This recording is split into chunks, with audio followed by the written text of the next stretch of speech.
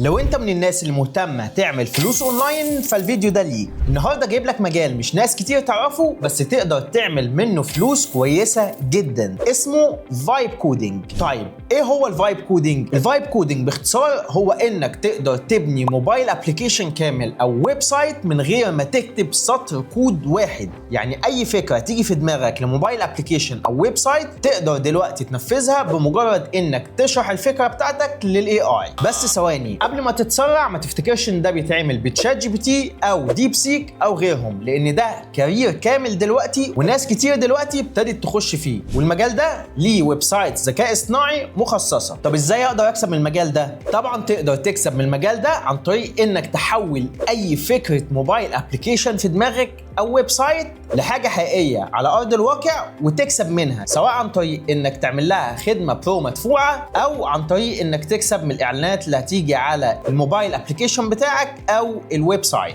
وطبعا الطريقه الثانيه هي انك تبني ابلكيشنز لناس او ويب سايتس هي مهتمه انها تنفذ فكره معينه لشركتها او غيره. طيب ايه هي بقى الويب سايتس المخصصه في الفايب كودينج واللي انا اقدر استخدمها عشان ابني موبايل ابلكيشن كامل او ويب سايت؟ طيب عندك اول ابلكيشن هو لافابل، تاني ابلكيشن هو كورسر، وتالت ابلكيشن هو ريبلت.